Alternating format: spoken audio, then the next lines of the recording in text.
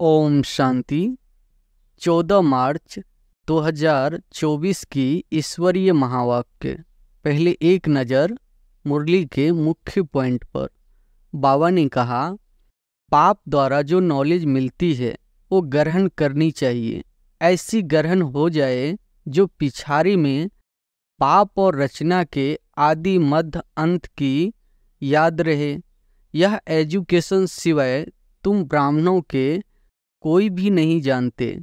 पाप को याद करने से कोई भी भूत सामने आएगा नहीं। 21 जन्मों के लिए कोई भूत आता नहीं। भक्ति अलग है, ज्ञान अलग है। ऐसे नहीं भक्ति न करने से कोई भूत प्रेत खा जाएंगे, नहीं। तुम तो बाप के बने हो। तुम्हारे में जो भूत है वह सब निकल जाने हैं। पहले नंबर में भूत है देह अहंकार। कोई भी देहधारी कभी राजयोग का ज्ञान व याद की यात्रा सिखला नहीं सकते। एक बाप ही सिखलाते हैं। जैसे सब आत्माएं ज्योति बिंदु है तो बाप भी ज्योति बिंदु है। बाकी हर आत्मा के संस्कार कर्म अपने अपने हैं। हमारा गुरु नहीं, हमारा है सद्गुरु। उनको सुप्रीम भी कहा जाता है। और फिर बाबा ने कहा, स्कूल में जो अच्छे अच्छे बच्चे होते हैं वह कभी शादियों पर इधर उधर जाने की छुट्टी नहीं लेते हैं। बुद्धि में रहता है हम अच्छी रीति पढ़कर स्कॉलरशिप लेंगे। यहाँ एक ही टीचर पढ़ाने वाला है तो कभी पढ़ाई मिस नहीं करनी चाहिए। देखते हैं पढ़ने वाले अच्छे हैं तो पढ़ाने वाले की भी दिल लगती है। टीचर का नाम बाला होता है, ग्रेड बढ़ती है तो कितनी दिल से सेवा करनी चाहिए। 8 रत्न बने हैं तो जरूर 8 घंटा बाबा को याद करते होंगे। पाप कहते हैं धंधा आदि भल करते रहो। 8 घंटा धंधा, 8 घंटा आराम, बाकी 8 घंटा इस गवर्नमेंट की सर्विस करो। यह भी तुम मेरी नहीं सारे विश्व की सेवा करते हो। इसके लिए टाइम निकालो। और फिर लास्ट में बाबा ने कहा, हम यहाँ आते हैं नर से नारायण बनने के लिए, तो जो अच्छी रीति पढ़ते हैं उनको फॉलो करो। कितनी रेगुलर पढ़ना चाहिए। बाबा कहते हैं 7 रोज में तुमको लायक ब्राह्मण ब्राह्मणी बन जाना है। सिर्फ नाम का ब्राह्मण ब्राह्मणी नहीं चाहिए। ब्राह्मण ब्राह्मणी वह जिनके मुख में बाबा का गीता ज्ञान कंठ हो। बच्चे जो आते हैं सिर्फ बाबा की भंडारी में डालते हैं, 1 पैसा भी देते हैं तो 100 गुना होकर मिलता है। सिर्फ बाबा कहते हैं तुमको इनके बदले महल मिल जाएंगे। उल्टी सुल्टी बातें सुनाकर परमत पर नहीं चलना चाहिए। श्रीमत के लिए कोई कुछ भी कहे तुमको तो निश्चय है। बाप हमको पढ़ाते हैं, फिर वह पढ़ाई छोड़नी नहीं चाहिए। अब सुनते हैं महावाक्यों को विस्तार से। मुरली का सार है, मीठे बच्चे, तुम्हें पढ़ाई कभी मिस नहीं करनी है। पढ़ाई से ही स्कॉलरशिप मिलती है। इसलिए बाप द्वारा जो नॉलेज मिलती है उसे ग्रहण करो। प्रश्न है, लायक ब्राह्मण किसे कहेंगे, उसकी निशानी सुनाओ। उत्तर है, लायक ब्राह्मण वह जिसके मुख पर बाबा का गीता ज्ञान कंठ हो, जो बहुतों को आप समान बनाता रहे, बहुतों को ज्ञान धन का दान पुण्य करे, कभी आपस में एक दो के मतभेद में न आए, किसी भी देहधारी में बुद्धि लटकी हुई न हो। ब्राह्मण अर्थात जिसमें कोई भूत न हो, जो देह अहंकार को छोड़ देही अभिमानी रहने का पुरुषार्थ करे। ओम शांति। बाप ने अपना और सृष्टि चक्र का परिचय तो दिया है। यह तो बच्चों की बुद्धि में बैठ गया है कि सृष्टि चक्र हूबहू रिपीट होता है। जैसे नाटक बनाते हैं, मॉडल्स बनाते हैं, फिर वह रिपीट होते हैं। तुम बच्चों की बुद्धि में यह चक्र चलना चाहिए। तुम्हारा नाम भी है स्वदर्शन चक्रधारी, तो बुद्धि में फिरना चाहिए। बाप द्वारा जो नॉलेज मिलती है वो ग्रहण करनी चाहिए। ऐसी ग्रहण हो जाए जो पिछाड़ी में बाप और रचना के आदि मध्य अंत की याद रहे। बच्चों को बहुत अच्छी रीति पुरुषार्थ करना है। यह है एजुकेशन। बच्चे जानते हैं यह एजुकेशन सिवाय तुम ब्राह्मणों के कोई भी नहीं जानते। वर्णों का फर्क तो है ना। मनुष्य समझते हैं हम सब मिलकर एक हो जाए। अब इतनी सारी मनुष्य एक तो हो नहीं सकती। यहाँ सारे विश्व में एक राज, एक धर्म, एक भाषा चाहिए। वो तो सतयुग में था। विश्व की बादशाही थी जिसके मालिक यह लक्ष्मी नारायण थे। तुमको यह बताना है कि विश्व में शांति का राज यह है। सिर्फ भारत की ही बात है। जब इन्हों का राज्य होता है तो सारे विश्व में शांति हो जाती है। यह सिवाय तुम्हारे और कोई जानते नहीं। तब है भक्त। फर्क भी तुम देखते हो। भक्ति अलग है, ज्ञान अलग है। ऐसे नहीं भक्ति न करने से कोई भूत प्रेत खा जाएंगे। नहीं, तुम तो बाप के बने हो। तुम्हारे में जो भूत है वह सब निकल जाने हैं। पहले नंबर में भूत है देह अहंकार। इनको निकालने के लिए ही बाप देही अभिमानी बनाते रहते हैं। बाप को याद करने से कोई भी भूत सामने आएगा नहीं। 21 जन्मों के लिए कोई भूत आता नहीं। यह 5 भूत है रावण संप्रदाय के। रावण राज्य कहते हैं। राम राज्य अलग है, रावण राज्य अलग है। रावण राज्य में भ्रष्टाचारी और राम राज्य में श्रेष्ठाचारी होते हैं। इसका फर्क भी तुम्हारे सिवाय कोई को पता नहीं है। तुम्हारे में भी जो समझू होशियार है वो अच्छी रीति समझ सकते हैं, क्योंकि माया बिल्ली कम नहीं है। कभी कभी पढ़ाई छोड़ देते हैं, सेंटर पर नहीं जाते हैं, दैवी गुण धारण नहीं करते, आंखें भी धोखा देती है। कोई चीज़ अच्छी देखी तो खा लेते हैं। तो अब बाप समझाते हैं कि तुम बच्चों की यह लक्ष्मी नारायण एम ऑब्जेक्ट है। तुमको ऐसा बनना है, ऐसी दैवी गुण धारण करने हैं। यथा राजा रानी तथा प्रजा, सब में दैवी गुण होते हैं। वहाँ आसुरी गुण होते नहीं, असुर होते नहीं। तुम ब्रह्मा कुमार कुमारियों के सिवाय और कोई नहीं जो इन बातों को समझे। तुमको शुद्ध अहंकार है। तुम आस्तिक बने हो क्योंकि मीठे मीठे रूहानी बाप के बने हो।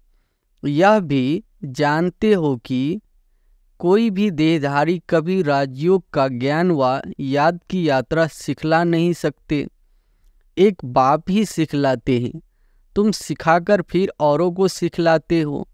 तुमसे पूछेंगे तुमको यह किसने सिखाया, तुम्हारा गुरु कौन है, क्योंकि टीचर तो आध्यात्मिक बातें नहीं सिखलाते, यह तो गुरु ही सिखलाते हैं। यह बच्चे जानते हैं हमारा गुरु नहीं, हमारा है सतगुरु। उनको सुप्रीम भी कहा जाता है। ड्रामा अनुसार सतगुरु खुद आकर परिचय देते हैं और जो कुछ सुनाते हैं वह सब सत्य ही समझाते हैं और सच खंड में ले जाते हैं। सत्य एक ही है, बाकी कोई देहधारी को याद करना है झूठ। यहाँ तो तुम्हें एक बाप को ही याद करना है। जैसे सब आत्माएं ज्योति बिंदु है तो बाप भी ज्योति बिंदु है। बाकी हर आत्मा के संस्कार कर्म अपने अपने हैं। एक जैसे संस्कार हो नहीं सकते। अगर एक जैसे संस्कार हो फिर तो फीचर्स भी एक जैसे हो। कभी भी एक जैसे फीचर्स नहीं हो सकते, थोड़ा फर्क जरूर होता है। यह नाटक तो एक ही है, सृष्टि भी एक ही है, अनेक नहीं। यह गोपोरे लगाते कि ऊपर नीचे दुनिया है, ऊपर तारों में दुनिया है। बाबा कहते हैं यह किसने बताया है, तो नाम लेते हैं शास्त्रों का। शास्त्र तो जरूर कोई मनुष्य ने लिखे होंगे। तुम जानते हो यह तो बना बनाया खेल है।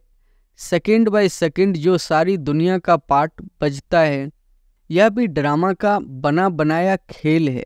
तुम बच्चों की बुद्धि में आ गया यह चक्र कैसे फिरता है। सभी मनुष्य मात्र जो है वह कैसे पाठ बजाते हैं।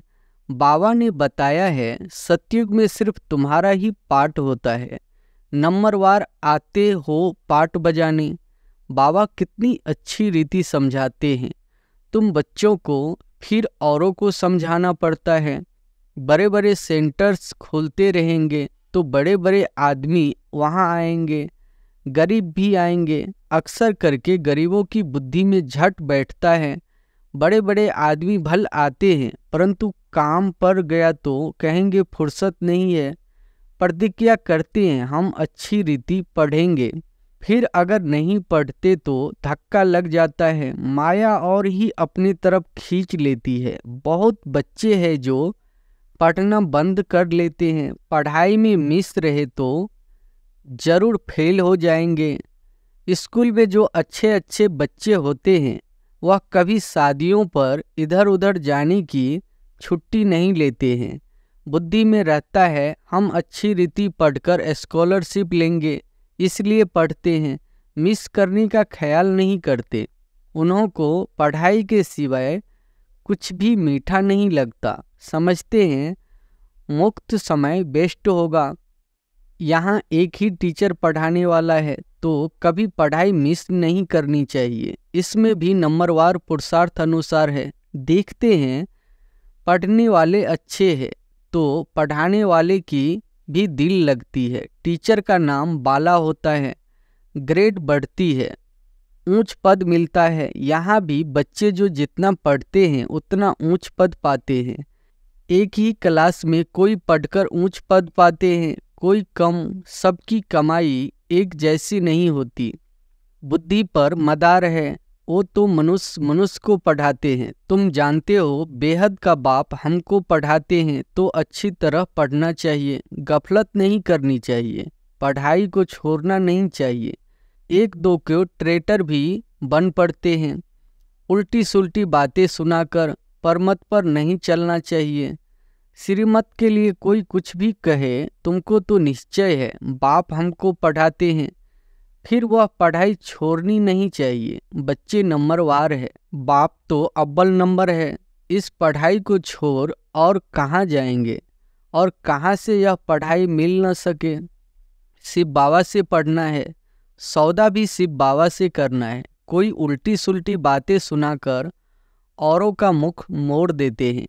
यह बैंक शिव बाबा की है। समझो कोई बाहर से सत्संग शुरू करते कहते हैं हमें शिव बाबा की बैंक में जमा करना है। कैसे करेंगे? बच्चे जो आते हैं शिव बाबा की भंडारी में डालते हैं, एक पैसा भी देते हैं तो 100 गुना होकर मिलता है। शिव बाबा कहते हैं तुमको इनके बदले महल मिल जाएंगे। यह सारी पुरानी दुनिया खत्म होने वाली है। धनवान अच्छे अच्छे कुटुंब से बहुत आते हैं। ऐसे कोई नहीं कहते हैं कि हमारी शिव बाबा के भंडारे से परवरिश नहीं होती है। सबकी पालना हो रही है। कोई गरीब है, कोई साहूकार है, साहूकार से गरीब पलते हैं। इसमें डरने की बात नहीं। बहुत चाहते हैं हम बाबा के बन जाएं, परंतु लायक भी हो, तंदुरुस्त भी चाहिए, ज्ञान भी दे सके। गवर्नमेंट भी बहुत जांच कर लेती है।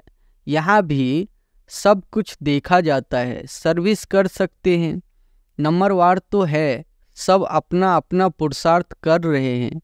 कोई अच्छा पुरुषार्थ करते करते फिर अब्सेंट हो जाते हैं, कारणे अकारणे आना छोड़ देते हैं। फिर तंदुरुस्ती भी ऐसी हो जाती है। एवं तंदुरुस्त बनने के लिए यह सब सिखाया जाता है। जिनको शौक है समझते हैं याद से ही हमारे पाप कटते हैं, वो अच्छी रीति पुरुषार्थ करते हैं। कोई तो लाचार टाइम पास कर रहे हैं। अपनी अपनी जांच करनी है। बाप समझाते हैं गफलत करेंगे तो वह पता पड़ जाएगा। यह किसी को पढ़ा नहीं सकते। बाबा कहते हैं 7 रोज में तुमको लायक ब्राह्मण ब्राह्मणी बन जाना है। सिर्फ नाम का ब्राह्मण ब्राह्मण नहीं चाहिए। ब्राह्मण ब्राह्मणी वह जिनके मुख में बाबा का गीता ज्ञान कंठ हो। ब्राह्मणों में भी नंबरवार तो होते ही है, यहाँ भी ऐसे ही है। पढ़ाई पर अटेंशन नहीं तो क्या जाकर बनेंगे।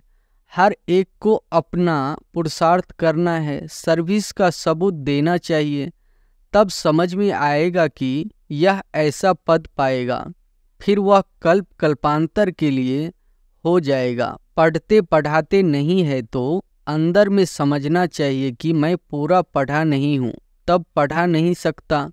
बाबा कहते हैं पढ़ाने लायक क्यों नहीं बनते हो, कहाँ तक ब्राह्मणी को भेजेंगे। आप समान नहीं बनाया है, जहाँ अच्छी रीति पढ़ते हैं उनको मदद देनी चाहिए। बहुतों को आपस में मतभेद रहता है, कोई फिर एक दो में लटक कर पढ़ाई छोड़ देते हैं।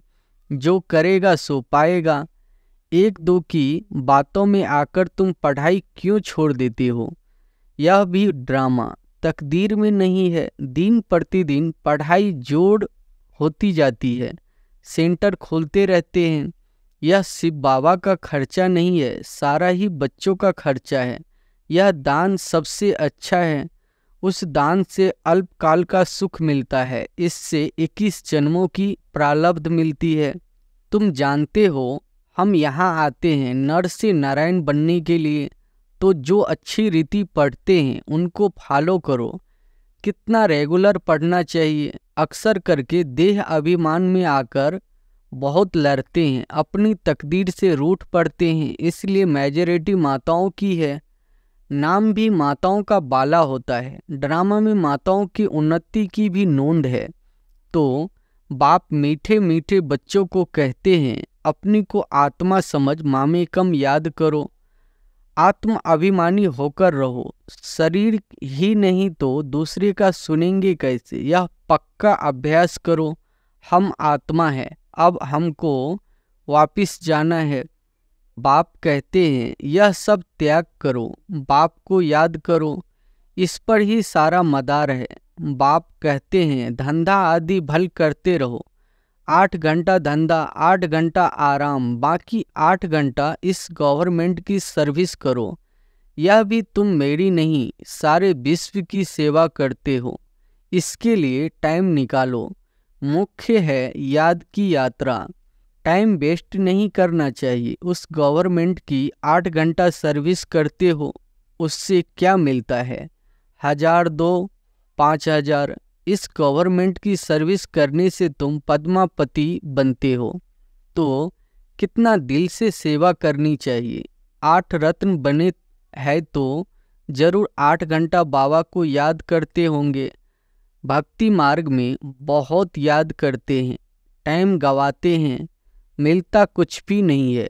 गंगा स्नान जप तप आदि करने से बाप नहीं मिलता है जो वर्षा मिले। यहाँ तो तुमको बाप से वर्षा मिलता है। अच्छा, मीठे मीठे सिकिलधे बच्चों प्रति माता पिता बाप दादा का याद प्यार और गुड मॉर्निंग।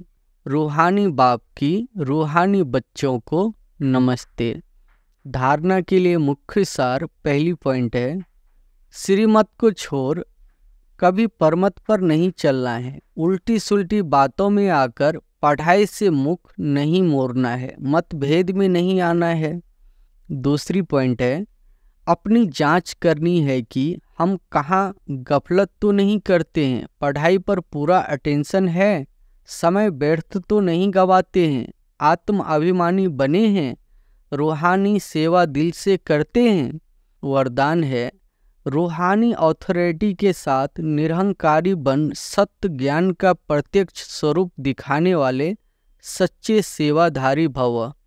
रूहानी अथॉरिटी के साथ निरहंकारी बन सत्य ज्ञान का प्रत्यक्ष स्वरूप दिखाने वाले सच्चे सेवाधारी भव। जैसे वृक्ष में जब संपूर्ण फल की अथॉरिटी आ जाती है तो वृक्ष झुक जाता है, अर्थात निर्माण बनने की सेवा करता है। ऐसे रूहानी अथॉरिटी वाले बच्चे जितनी बड़ी अथॉरिटी उतनी निर्माण और सर्व के स्नेही होंगे। अल्पकाल की अथॉरिटी वाले अहंकारी होते हैं, लेकिन सत्यता की अथॉरिटी वाले अथॉरिटी के साथ निरहंकारी होते हैं। यही सत्य ज्ञान का प्रत्यक्ष स्वरूप है। सच्चे सेवाधारी की वृत्ति में जितनी ऑथोरिटी होगी, उसकी वाणी में उतना ही स्नेह और नम्रता होगी। स्लोगन है, भाग्य का आधार त्याग है, बिना त्याग के भाग्य नहीं मिलता। भाग्य का आधार त्याग है, बिना त्याग के भाग्य नहीं मिलता। अच्छा, ओम शांति।